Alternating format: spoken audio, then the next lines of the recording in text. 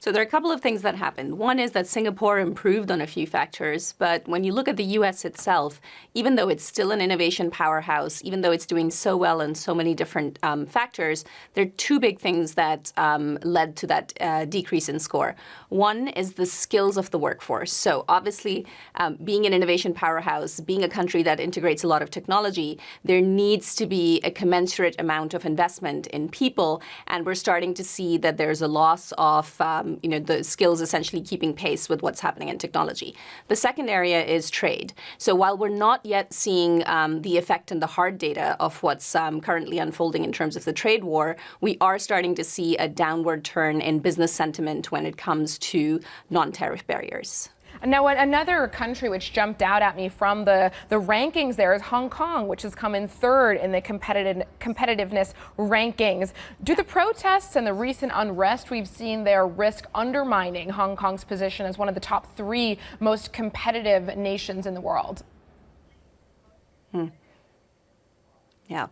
There's a time lag in the data. This is an annual exercise. We put this data together very carefully over the course of an entire year, but the last set of data that would have entered, even in terms of business perceptions, would have been from April. So it just about sort of missed the unfolding of the protests, or certainly how much more substantive they've gotten. I want to get into the UK because it's been an interesting one as some of the uncertainty around Brexit has played out, and you've made the point the UK moved down 1 position, ranking 9th out of 141 economies. But if you look at some of the problems around skills, it's getting harder to find skilled employees. At the same time, some of the recent labour market data has just started to slow over the summer months around job creation, suggesting perhaps just a few cracks out there in confidence from employers. What do you make when there's been such a big productivity gap here in the UK? So the UK's ranking, as you mentioned, goes down by 1 place, but there's a couple of things that really stand out. One, the future orientation of the government. So that is an area where the UK has been declining.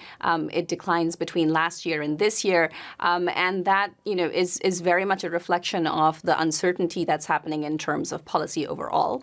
The second area is around skills, and there's actually been an upward move where there seems to be a fairly high level of confidence that employers will be able to find the skill sets they're looking for today, but there is a lack of confidence when it comes to thinking about the skill sets that might be required tomorrow. And so are people acquiring the right kinds of digital skills? Are they acquiring the right kind of critical thinking for the future? On those responses, it's very clear that business leaders have some trepidation.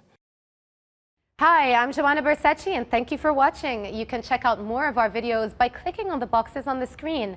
And don't forget to subscribe to our channel for more from CNBC International. Thank you for watching.